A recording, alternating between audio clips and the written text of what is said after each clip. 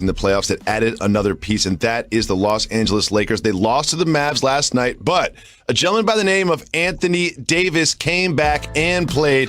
Jalen, what do you think about the return of Anthony Davis?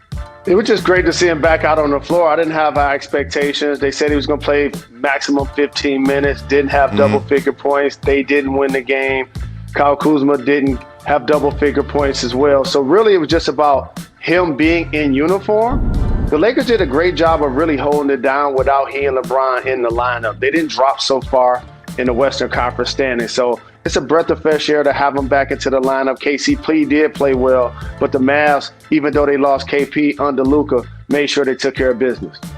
I'm glad you mentioned the Western Conference playoffs, because when you look at the standings, something just became very clear to me today. I just saw through it all. The only thing that's up for grabs is 2-3 right now. Everything else is pretty much locked in 1 through 6. When you talk about the 6 guaranteed playoff spot, everything's locked in except for the 2-3, and the Clippers are playing well. So I would say that 1, 4, 5, 6 are going to stay that way when you look at the gaps between these teams. And it's going to be between the Suns and the Clippers of who gets the 2 seed moving forward as we get into the playoffs and the play-in game. One thing that did happen last night is Kristaps Porzingis got injured. Again, staying on the court has been a problem for him. When you talk about the Mavs and them getting a play-in game or a playoff run, how important is Kristaps' health to that? Man, I hate to see it, because having Kristaps in the lineup gives Luka a legit running partner that could get them out of the first round. Watching him continue to deal with injury, they might be a team that struggles during the play-in.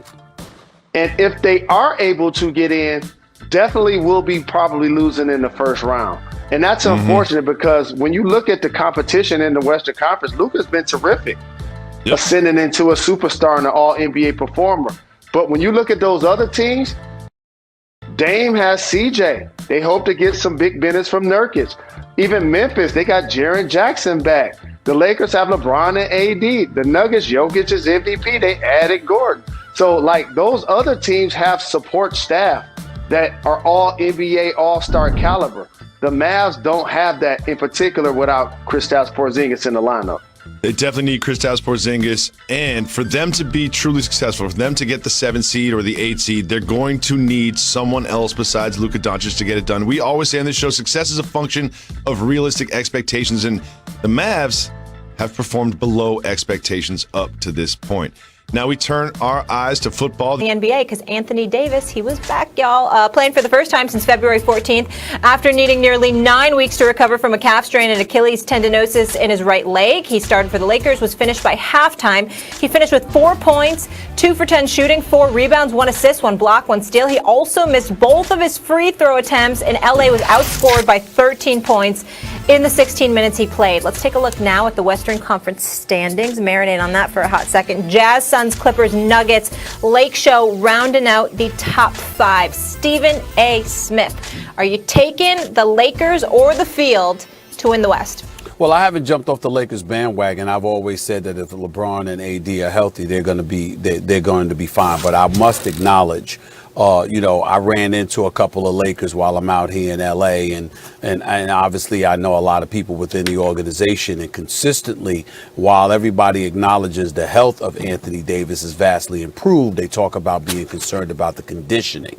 That's all that we're talking about here. But the flip side to it is that what I'm recognizing is this: Anthony Davis, 4 points, 4 rebounds last night, 17 minutes or so. You got to believe in LeBron James, because these brothers just know how to play. They're 2 of the top 5 players on the planet, as far as I'm concerned.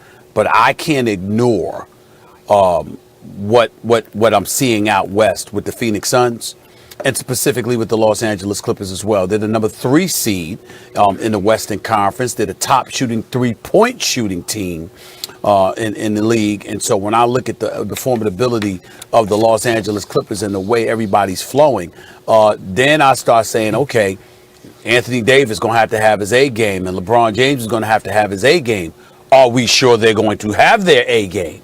That's the question mark right now. So the sooner they get back now, the better. They've been out long enough. Obviously, I'm one of those guys that believes that LeBron can stay out as long as he needs to with all the work that he puts in, and very rarely taking time off. But I'm looking at the competition out west, and I'm not feeling as strong-willed and as strong-minded about the Lakers' chances as I was. I'm still not jumping off that wagon, but I'm starting to get just a touch nervous as to whether or not they're going to get compromised by Phoenix or the Clippers. If you ask me who am I taking, if you ask me who I'm taking to get out of the West, the answer is the Lakers. If you ask me, am I taking them against the field or the Lakers, I'll make the Lakers the odds-on favorites. I'll take them against any one team. I'm not taking them against the field right now. And Stephen A., the reason is we don't know what AD is going to be. We saw him last night, and honestly, athletically, he looked pretty good to me. Rusty. He's rusty, conditioning, rust, I get it. But we need to know he's going to be at 100%. I don't think 80% does it in this Western Conference. Now, they caught a break in the sense that Jamal Murray's not going to be around because the Nuggets will be so live. But there are 3 other teams they're going to have to get through, most likely 2 of them, to get out of the West. And even if I like them by a little against either one of them, both together, look, the Suns, as you mentioned, this team, let's go back to the bubble. If you take out the playoffs, because even though they went 8-0 in the bubble, they didn't get to play in the playoffs, they have the best regular season record in basketball over that time. The Suns have been among the powerhouses all year this year, and they were 8-0 in the bubble. They added Chris Paul. And more than anything, that should show up in the playoffs. They have 2 near MVP caliber players in their backcourt, a well-constructed team, and really the only reason that I wouldn't be even more bullish on the Suns is DeAndre Ayton is still a little green. So I do like the Lakers against the Suns, but I think the Suns give them a run for their money. And then the Jazz been the best team in basketball kind of all year. You know, I don't believe in them in the playoffs as much as the team I'm about to mention, but you have to think that they are live. And the team, what they did with the Nuggets last year was a first-round series. That's the best one you're ever going to see among them. The Clippers. You mentioned it, Stephen A. The Clippers, they're going to need AD to be dominant against the Clippers. Because the Clippers have some bodies, though Ibaka hasn't played in a minute now. And Zubac and stuff, but what are you really going to do with AD if you're the Clippers? You got some wings. No one's going to stop LeBron. But you have as good matchups as you could possibly ask for against LeBron in both Paul George and Kawhi Leonard. And you have guys who really know how to play, like obviously Rondo and Nick Batum, and I mentioned Ibaka, and guys off the bench who can score. The Clippers are dangerous. The Jazz are dangerous. The Suns are dangerous. The Nuggets would have been. I like the Lakers against any one of them, Stephen A., but I can't say they're better than 50-50 to beat at least 2 of them. LeBron James has missed 18 games this year. Anthony Davis has missed 35. And the rest of the teams in the conference are playing together for the most part. I mean, Kawhi is Kawhi, so he takes time off when he needs to because of the injuries he sustained years ago with San Antonio and how guarded he is about that. But you look at what's transpiring. The one thing that I will give the Lakers credit for, however, is Frank Vogel and his coaching staff. You know, Jason Kidd, Lionel Hollins, my brother Phil Handy, and others. They're the number 2 ranked defense in the NBA. With LeBron having missed 18 games, with Anthony Davis having missed 35 games. So I give a lot of credit where credit is due in that regard, because obviously with those 2 out, but your defense not lagging off one bit, I think that says a lot about the coaching staff. I think that says a lot about what they're going to be defensively come playoff time. But I'm just looking at the Clippers. I'm looking at the Phoenix Suns. I'm looking at the Utah Jazz, and I'm saying Anthony Davis, he comes back. He's just rusty. We understand that. As long as he's 100%, we believe in him. But you got to remember, one of the things that I don't like, and I want to make sure I point this out. You know what? The Lakers can't just be big. They have to play big. When I see Anthony Davis, even though he can hit those shots, I just don't want to see Anthony Davis shooting a bunch of fall-away jump shots. I don't mind it every now and then, but he's got to be a man amongst boys come these Western Conference playoffs. He's going to have to make noise in the interior on both ends of the floor. Shooting fall-away jump shots from 17 feet away ain't cutting it. I'm just telling you that right now. I don't give a damn how great he is. In this year's playoffs, that's not going to get it done. Kentavious Caldwell-Pope shooting better than 42% from threes. Hit about 6 threes last night, if I remember correctly, 6 of 12 from three-point range, had 29 points, played the big-time game. What he did in the finals, he's going to need to do again. And Anthony Davis is going to have to play big on both ends of the floor as well in order for the Lakers to be what we expect them to be. When AD was last seen on a court in the playoffs, he was the best big in the game. He was proving it again.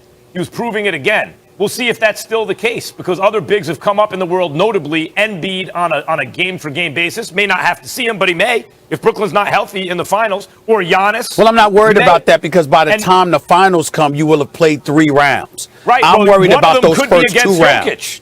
One of them I'm worried about the first 2 rounds. One of them could be against Jokic, but at any rate, first round. AD is going to have to be dominant. We agree on that. Let me say something else. Boogie Cousins recently said he's tired of the Paul George slander. I hear you. Paul George is a great player. He's excellent.